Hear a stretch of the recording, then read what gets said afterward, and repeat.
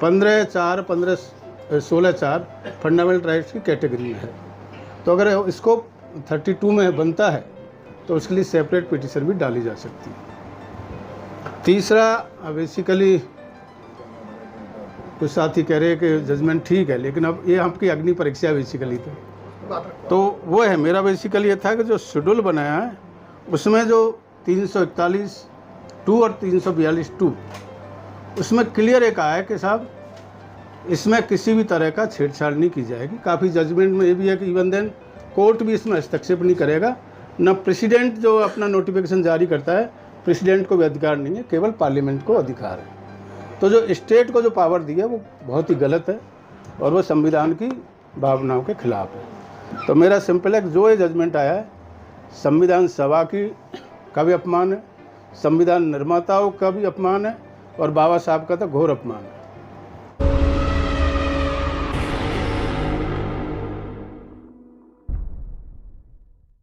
तो जो जस्टिस त्रिवेदी जिसने डिसेंट नोट दिया है उसको ज़रूर आप बारीकी से पढ़ें और हो सकता है तो उसका हिंदी में अगर निकाल सकते हैं जिससे देहात में भी इसका मैसेज जाए। बेला त्रिवेदी ने काफ़ी डिटेल में संविधान सभा की डिबेट्स, आपकी बहुत सारी जो संविधान पीठ बनी है सुप्रीम कोर्ट में 5 जजों की पहले भी, और ख़ास तौर से चेन्नैया का जो जजमेंट था 5 जजेस का, उसका बहुत डिटेल में उन्होंने अपने व्याख्या की है।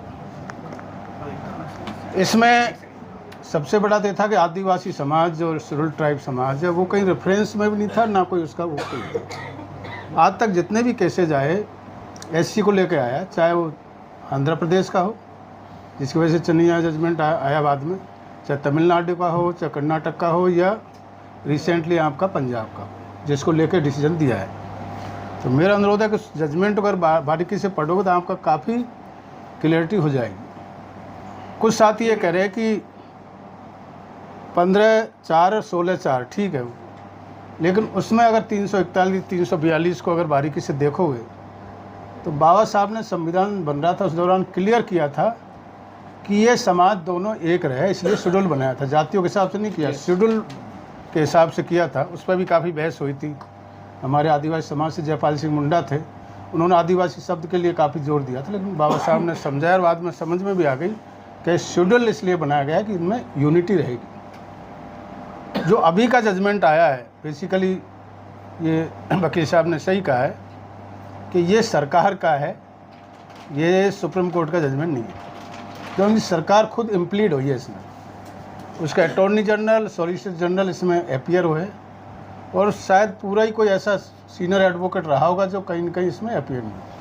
जो सरकार ने बहस की है वही जजमेंट है बेसिकली। तो ये था कि आदिवासी समाज का रेफरेंस भी नहीं था, ना उसमें पार्टी था कहीं भी, ना किसी ने पक्ष किया, ना डिमांड की किसी ने। हमारे एक साथी ने कहा है कि जाटव समाज आगे बढ़ गया, मीना समाज आगे बढ़ गया, लेकिन वो शिक्षा की वजह से बढ़ा है। मैं तो मेरा उदाहरण देता हूँ, गरीब परिवार से है, लेकिन अगर किसी के पास 2 बीघे ज़मीन भी है उसको गिरवी रख के बच्चों को पढ़ाते हो, कहीं JNU में या BHU में, जहाँ एक से एक टॉप वो है वहाँ पर पढ़ाने की कोशिश करते हैं।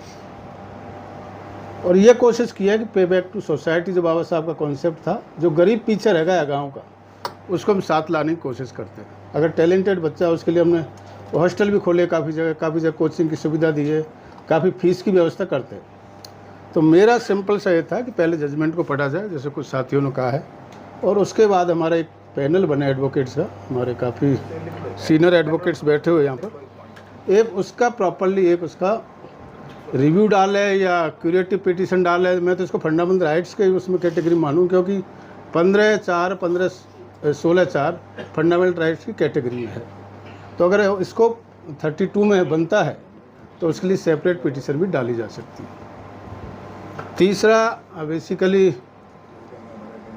कुछ साथी कह रहे हैं कि जजमेंट ठीक है, लेकिन अब ये आपकी अग्नि परीक्षा बेसिकली तो आपके हमारे समाज में तो शायद ही ट्राइब्स की वजह से कहीं कोई आवाज़ नहीं आई कि ये होना चाहिए वर्गीकरण। क्योंकि वर्गीकरण की जो बात है, करोड़ीमल कोई आरएसएस के बिहार पे कह रहा होगा तो कहने दो। करोड़ीमल की आज की हालत देहात में ऐसी हो गई। मंत्री इतना बड़ा है, ऐसा दिखता हाँ बड़ा होगा, लेकिन समाज के बराबर कोई नहीं। समाज सबसे बड़ा होता है। नहीं, करोड़ीमल मीणा के पीछे समाज है। मैं नहीं, ऐसा नहीं। आप गलत करें, आप आर्गुमेंट नहीं करोगे। आप बाद में बताना जो भी।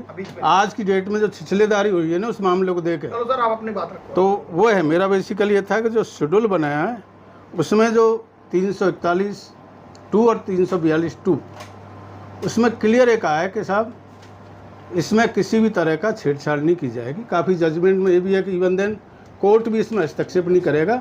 न प्रेसिडेंट जो अपना नोटिफिकेशन जारी करता है, प्रेसिडेंट को भी अधिकार नहीं है, केवल पार्लियामेंट को अधिकार है। तो जो स्टेट को जो पावर दी है वो बहुत ही गलत है और वो संविधान की भावनाओं के खिलाफ है। तो मेरा सिंपल है कि जो ये जजमेंट आया है, संविधान सभा का भी अपमान है, संविधान निर्माताओं का भी अपमान है और बाबा साहब का तो घोर अपमान है।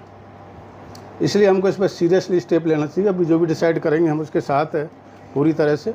तो आप लोग आज डिसाइड करें और एक पैनल ज़रूर बनाएं जिसमें कि इसको आगे क्या लीगल इसमें पॉसिबिलिटी बन सकती है। दूसरा, प्रतिवेदन भी जाना चाहिए जगह जगह आपकी जितनी भी संस्था है उनकी तरफ से, राष्ट्रपति के नाम से जो भी है, या तो पार्लियामेंट का सेपरेट सेशन बुलाया, अध्यादेश लाया या इसमें अमेंडमेंट लाया, और कोई चारा नहीं है इसमें। तो मेरा इतना ही कहना है कि इसमें बहुत ही एक परीक्षा की घड़ी है। इसमें सबको एकता बना कर रखनी है। जो भाई पीछे रह गए उनका भी ख्याल हमको रखना पड़ेगा खुद को।